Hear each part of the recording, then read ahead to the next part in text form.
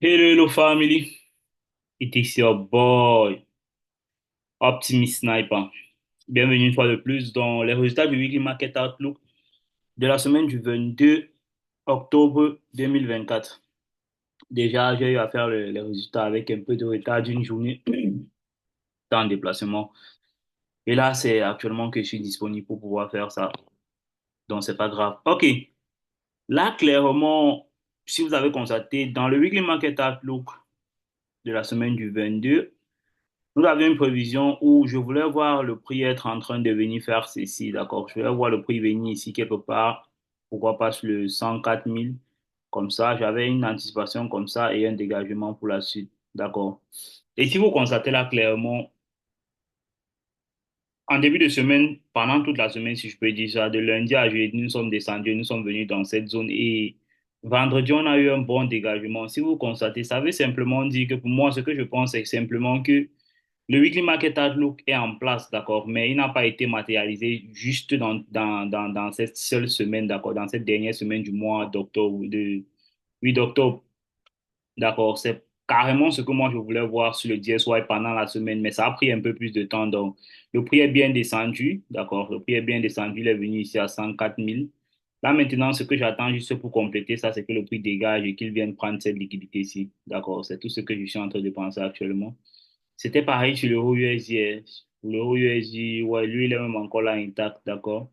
Je voulais voir clairement le prix venir ici dans, dans ce bearish order block, et couler pour la suite de la semaine. Et le prix est venu là, malgré qu'il ait invalidé ce bearish order block, il est tombé là dans un break à bloc en weekly time frame.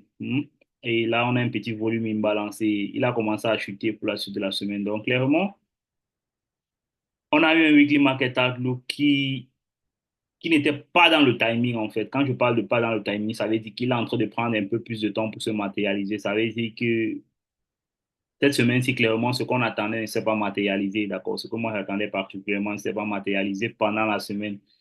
Maintenant, en fonction de ça, comment est-ce que moi j'ai réagi pendant la semaine, d'accord? Et cette semaine, je tiens à vous noter que moi j'ai tradé la paire USDJPY, USDCHF, d'accord? Moi j'ai tradé cette paire de devises. Et si vous vous rappelez dans toutes mes analyses, clairement, moi j'attendais ce dégagement aussi sur l'USDCHF.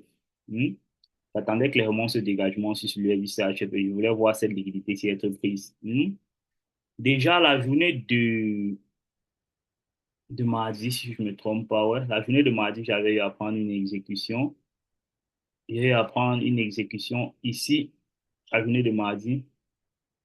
Sur ce trade-ci, le prix a dégagé, il est bienvenu ici, quelque part ici. Clairement, moi, j'avais cette liquidité, c'est en vue. D'accord. Je vous donne mon ressenti pendant que je suis en train de travailler. Parce que moi, je ne travaille pas avec mes émotions, je travaille avec ce que le marché fait. D'accord. Toutefois que le prix venait ici, là, comme ça, laisser cette liquidité. Moi, je sais que le prix est en train de build les equal high. D'accord. Ça veut dire que tôt ou tard, cette liquidité va être prise. Ce jour-ci, quand le prix a dégagé comme ça, il est arrivé ici. Qu'est-ce que moi j'ai fait le lendemain, puisque je voulais pyramider notre position, j'ai placé ma position en BE. La position, c'était déjà en BE, d'accord. Dans mon compte propre firme, je ne traite pas de la même façon que dans mon compte principal. Dans mon compte principal, je peux laisser les trades couler, j'ai pas de pression, d'accord. Dans mon compte propre firme régulièrement, il faut faire très attention, surtout quand une position est déjà à plus de 5% ou dans un bon R, en fait. Il risque de te faire un drawdown alors que tu en profites. Donc, je fais attention à ce niveau-là. Ici, là, j'ai eu à avoir un TP dans le compte pour faire avec 1 sur 4 RR, si je ne me trompe pas ici, comme ça, là, parce que j'avais 10 pips de stop loss, ça fait 1 sur 4 RR. Et la position, si j'ai pyramidé ça mercredi sur cette position-ci, le prix a bien dégagé, là, il arrive à ce niveau-là. Clairement, il est revenu à quelques pips de mon SL, il m'a pas SL, et il est revenu là. Là, il m'a SL, d'accord, je le dis clairement, puisque cette position-ci, moi, je place, pour ceux qui connaissent comment moi je travaille, si cette position-ci arrivait à prendre cette liquidité, si je devais la mettre en BE, d'accord, je devais mettre cette position en BE, mais puisque la liquidité n'a pas encore, elle n'avait pas été prise, clairement, il n'y a aucun BE qui tient. Le trade est venu, il m'a SL ici, d'accord. J'ai pris un SL ici sur ce trade-ci. La position ci, si vous vous rappelez, la position ci a été B, d'accord. J'ai pris un B sur cette position et j'ai encore essayé de me positionner jeudi, d'accord. Jeudi ici, j'ai essayé de me positionner ici, puisque clairement, pour vous dire vraiment, j'étais très confiant sur ce trade-ci. J'avais une invalidation et régulièrement. Quand mon trade n'est pas invalidé, moi, je continue à travailler, d'accord. Peu importe si je suis en train de prendre les SL ou pas. S'il n'est pas invalidé et que le timing est tranquille, l'invalidation, je voulais pas voir une bougie fermée en dessous de ce biais, de ce inverted fair value gap, puisque je sais que c'est ça qu'on est en train d'utiliser comme zone de support. Le prix n'a pas clôturé en dessous, d'accord. Et clairement, cet order block, c'est aussi, c'était une bonne zone d'invalidation. Si le prix clôturait là quelque part ici en bas comme ça, clairement, je devais le laisser. Tant qu'il ne clôturait pas là-bas, moi, clairement, j'avais toujours en vue cette liquidité-ci. Mais voilà les semaines où vous devez comprendre que ce sont les semaines qui arrivent, d'accord? Vous pouvez avoir une directional bias correcte, mais clairement, vous finissez la semaine en négatif. Par exemple, cette semaine-ci, clairement, le prix est revenu là, même là, quelque part comme ça, là, à mon entrée.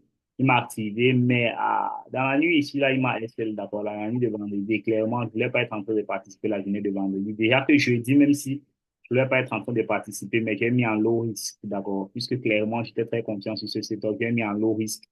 Le prix est revenu, il m'a SL encore ici, et il a dégagé la journée de vendredi. Donc là, il y avait carrément rien à faire. Il est venu prendre tout mes take profit que j'attendais ici, comme ça. Je devais laisser cette entrée couler puisque mon take profit n'est pas réellement là-bas. Mon take profit est juste, mon take profit est ici, ce qui sert plus.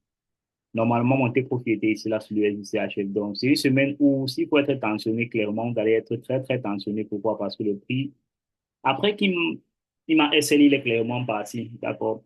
Maintenant, les challenges psychologiques derrière cette prise de position, c'est quoi? Pour vous, débutants, ce trade-ci, d'accord, dans mon compte personnel, il est venu jusqu'à 4 heures. Moi, je ne l'ai pas fermé, d'accord? Je ne l'ai pas clôturé. Ça veut dire, vous imaginez qu'à ce moment, si le PNL flottant était bien haut, d'accord? Il y avait un très bon gain ici. Ajouté à sa pyramide, si les deux, quand ils étaient en train de monter, il y avait encore un très bon gain ici. C'est seulement ce petit gain-ci, ce gain-ci que vous voyez des deux traits comme ça, là, devait vous jouer un sale tour si vous laissez ça revenir. C'est pourquoi moi, je vous dis souvent, lorsque vous voyez actuellement la manière que je traite, c'est pas la même façon que je tradais avant. Être en train de voir un trade aller à 4 et avant, c'était énorme en fait, d'accord. Ça pouvait même pas régulièrement arriver. Ça veut dire, c'était seulement une news qui pouvait me prendre la surprise de faire dégager mon trade comme ça. Sinon, 2, 3 RR, c'était suffisant. Je devais fermer. Je devais même pas pouvoir supporter qu'il arrive très haut là-bas parce que le profit devait être très m'enchanter terriblement, d'accord. Je devais être très content. Mais ici, là, clairement, je n'ai pas tous ceux qui reviennent me dire, quand je prends un trade avec ce que je suis en train de travailler, quand je prends un trade, c'est soit TP, soit SL. Avec les RR que je fais, c'est énorme, les gars. Je peux être profitable même avec 17, 20, 20% de win rate. Ça veut dire que je peux perdre 8 trades et je gagne juste 2 trades dans mes 10 trades et je finis profitable parce que la stratégie que je mets en place actuellement c'est énorme en fait. Donc, ça m'empêche de me soucier des pertes. Je me soucie moins des pertes parce que je sais que je vais rapidement recouvrir ça. Avec un seul trade, je vais recouvrir. Et je recouvre mes pertes avec un trade et avec un risque très minimal, d'accord? Parce que il faut se dire que quand je prends un trade comme ça, quand j'enlève le risque ici, là, je pyramide ici avec le même risque de cette position-ci. Mais lorsque je prends le SLDA ici, comme quand j'ai pris le SL ici, je coupe mon risque en deux, d'accord? J'ai pris déjà ce trade-ci avec le risque de moitié normalement. Donc, si je prenais encore un SL ici, je le coupe encore en deux. Donc, ce qui est sûr, j'ai un bon money management. Et quand je vais recouvrir la perte, je vais recouvrir ça avec le risque le plus minimal même. Donc, clairement, pour moi, c'est très professionnel. Donc, ça ne me dérange pas. Donc, je tenais clairement à vous expliquer cette semaine-ci pourquoi. Pourquoi vous essayez de comprendre qu'il y a des semaines où vous allez avoir une directional bias correcte, mais vous allez faire des pertes. D'accord? Vous ne devez pas trop vous être en train de vous tracasser. C'est la semaine du NFP. Ça arrive. Je pourrais bien être en train de chase le prix. Ça veut dire que la semaine, le lendemain, c'est après le buy, c'est clairement, après le SL, c'est clairement, je le buy encore, ainsi de suite. Mais clairement, moi, je sais qu'actuellement, les probabilités n'étaient plus en ma faveur. Ça veut dire que quoi? Il y a la journée du NFP qui est en train d'arriver. Ça veut dire que il est possible que le mouvement dégage, il va dans mon sens. Mais est-ce que ça vaut le risque? Non. Pour moi, ça vaut pas le risque. Pourquoi? Parce que la journée du NFP, c'est pas une journée anticipable. D'accord? Les probabilités d'anticipation de la journée du NFP sont très faibles. Il y a des NFP. Je peux vous dire avec précision que la majorité des NFP que je traite, que je fais des anticipations, j'ai plus de win rate que de perdre dans les NFT. Mais clairement, je sais que le NFT, c'est une journée où, dans le passé, ce que le NFT m'a fait, ça m'a fait trop de mal, en fait, que de gains. Donc, moi, je ne peux pas être en train de consacrer, de mettre mes fonds à disposition pour trader le NFT. Pourquoi? Parce que lorsque je prévoyais perdre 0,5% dans mon compte et que le NFT sortait contre moi, je pouvais perdre, par exemple, 2%. Et ça, je ne suis pas d'accord avec ça. à cause du slippage, à cause de n'importe quoi. Donc, ça vaut pas la peine pour moi d'être en train de venir risquer parce que j'estime que le mouvement va dégager. Bah, cette semaine, s'il a dégagé, il est parti sans moi, d'accord. Malgré mes anticipations de toute la fin de semaine, j'avais beaucoup d'énergie sur ce trade, d'accord, puisque je voulais clairement le voir aller là-bas. Puisque quand je vois le prix être en train de venir comme ça, il ne prend pas mon droit en liquidity comme ça. Il ne prend pas ici. Il ne prend pas. Ici, là, il arrive, il ne prend pas. Ici, là, il arrive, il ne prend pas. Clairement, pour vous dire vrai, j'étais très confiant à voir que cette liquidité va être prise. Pourquoi? Parce qu'il y a on est en train d'accumuler les bails à liquidité ici en haut. Donc, pour moi, c'était pas bon. Mais malgré cette confiance, vous voyez que j'ai réussi à rester discipliné. Pourquoi? Parce que il ne suffit pas juste de penser comme ça. Je suis en train de travailler dans un compte et un compte qui me permet de gagner de l'argent. Je dois faire très attention, d'accord? Les mouvements là, ça arrive. Il y a encore et encore des mouvements, d'accord? C'est pas parce que j'avais un bon directional bias et que j'ai pris des pertes que je dois m'affoler, non. Je reste tranquille, je sais que je vais recouvrir ma perte. Il n'y a pas de souci, sinon c'est big deal, d'accord? Et le reste, on s'en fout. On s'en fout de quoi? Ça veut dire, tu vas pas rester penser au PNL qui était positif déjà ici, comme ça, là, et l'autre PNL ici qui était aussi positif, pyramidé. Non, non, non, non. Quand tu as un trade, tu as un plan de travail, d'accord? J'ai un plan de travail quand j'ai un trade. Et quand ce plan de travail n'est pas accompli, si je prends le profit ici, là, je vais avoir plus de mal à accepter cette position comme ça que de laisser vient me SL. Donc, il faut faire ça régulièrement en fonction de votre psychologie. Donc, quand je vous explique comment j'ai eu à travailler, c'est pas pour vous dire de travailler de la même manière, non. C'est en fonction de mon niveau que je fais ce que je suis en train de faire. Ça me fait pas trop de mal à être en train de prendre les SL comme ça, d'accord? Et je pense même la veille du jour, je vous avais dit ça, que je pense que je vais payer les impôts parce que je savais clairement que il était fort probable que cette liquidité, c'est la liquidité du daily time frame, c'est combien chercher ça. Voir le comportement du prix, moi, je savais clairement que cette liquidité, c'était déjà animé d'abord. C'était clair qu'on puisse venir chercher ça. Si c'était dans une semaine normale, je pouvais encore donner un dernier try. Je pouvais donner un dernier essai au prix là ici en achetant ça ici, d'accord. Mais le NFP clairement ne m'encourageait pas à le faire parce que je voulais pas être en train de prendre un double risque ou une perte multipliée par 4 à cause du slippage. Donc, et c'est ça, quand vous êtes en train de travailler, ne pensez pas uniquement au gain, pensez aussi à votre perte, d'accord? Vous êtes là pour protéger votre compte, c'est le plus important. Surtout, faites toujours ça. Donc, clairement, pour cette semaine, moi, j'ai terminé en négatif, d'accord? J'ai terminé en négatif. Quand je parle de négatif, et si vous regardez là, voici, excusez-moi que j'essaye de voir si je peux partager ça, si je peux partager mon Telegram. Vous voyez mon Telegram? Vous voyez mon Telegram? Oui, oui, coach. Vous voyez la capture là sur Telegram, mais vous voyez la capture là. Oui, on voit. USDC chef. OK. USICHF, voilà le premier trade de la semaine là qui allait me TP avec 4R dans ce compte-ci, puisque le risque dans ce compte-ci, à 4R, clairement, j'ai un profit de 2000 $ que je ne peux pas traverser par jour. Donc, ce trade-ci, arrivé à 2000 m'avait TP. Après ça, voilà, la position que j'ai pyramidée ici, là, c'était 1% de risque. Ça, là, c'était plutôt des 1000% de risque. Donc, 4R, il m'a TP. La position que j'ai pyramidée ici, clairement, c'était 1% de risque. Et le prix est venu me SL. Et ça, là, clairement, c'est une position, si je ne me trompe pas, que j'ai décortiqué avec les petits lots. Donc, clairement, je termine la semaine avec moins 391 comme ça. Donc, pratiquement 0,25 ou 0,30%. Ouais, presque 0,40%. Donc, c'est pas grave, it's not a big deal. Clairement, c'est tout pour ma semaine. C'était tout pour ma semaine. C'est tout ce que j'avais eu à faire comme exécution. Donc, ça, je tenais réellement à vous montrer ça, d'accord, être transparent avec vous, vous montrer qu'on peut avoir une direction bias correcte, mais terminer la semaine en négatif, d'accord. Vous voyez, tous mes trades, ils sont là, ils sont très propres, mais j'ai terminé la semaine en négatif. It's not a big deal. OK. Là, clairement, notre direction bias est déjà en place. Donc, je pense que le résultat de semaine, c'était très clair.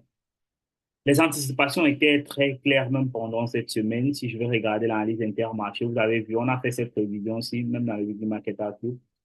D'accord. On voulait voir le prix sur le GBP être en train de venir ici écouler pour la suite. Le GBP a fait ça exactement. Il est venu là à 1,30 000 et il a coulé pour la suite. Il est venu dans ce bullish order block. Hmm? USD4, lui, clairement, il est toujours en train d'être haussier. On avait anticipé ça.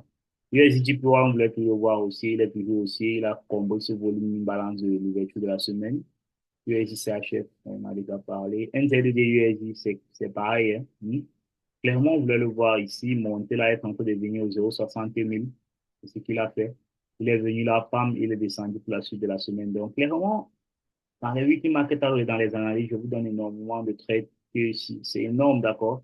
Le price action, la distribution, tout est clair toujours. Lui, on attendait venir ici, il n'est pas venu jusqu'ici, c'est pas grave, il peut toujours baisser. Donc, je pense que c'était tout pour la semaine pour les résultats de fin de semaine. On se retrouve tout à l'heure pour le weekly market outlook. It was your mentor, Optimist Sniper.